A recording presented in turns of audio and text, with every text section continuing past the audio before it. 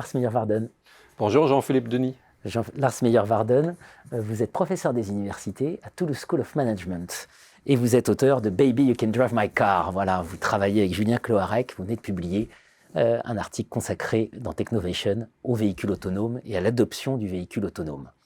Alors, le véhicule autonome, ça fait un peu peur quand même. Voilà. Alors, quels antécédents vous avez identifiés dans votre étude? Comment vous avez mené votre étude et quels antécédents vous mettez en lumière?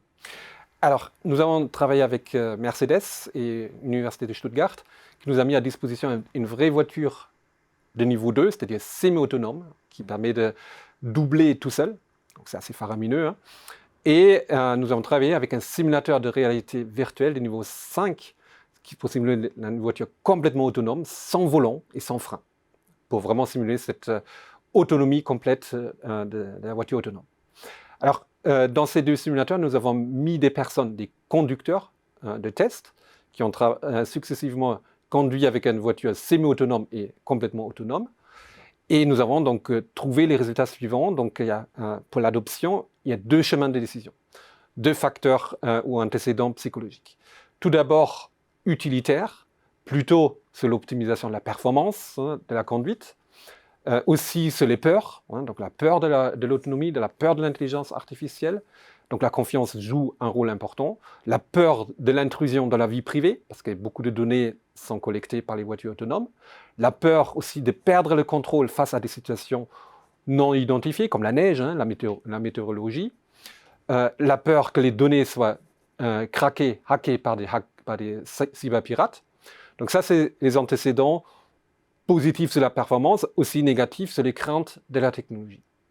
Et à côté, il y a effectivement un chemin de prise de décision hédonique basé sur le bien-être, qui donc a des implications importantes d'un point de vue le temps libre qu'on dégage, puisqu'on n'a plus besoin de se concentrer, de conduire, donc, se consacrer à des activités comme le loisir, regarder une vidéo, un film, lire, des activités auxquelles on n'a pas le temps quand on conduit normalement dans une voiture.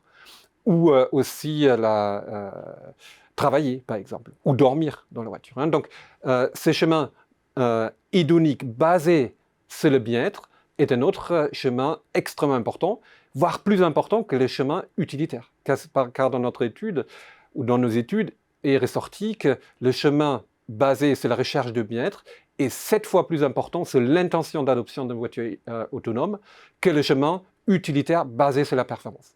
Ce qui démontre bien l'importance du bien-être dans notre vie, des créations de bien-être, de réduire les risques de conduite, parce qu'avec l'intelligence artificielle, les risques d'accident sont réduits, de réduire la pollution, donc pour réduire la dissonance cognitive, et de réduire aussi le temps qu'on perd dans des embouteillages, parce que la voiture autonome va optimiser les chemins pour aller d'un point A à un point B.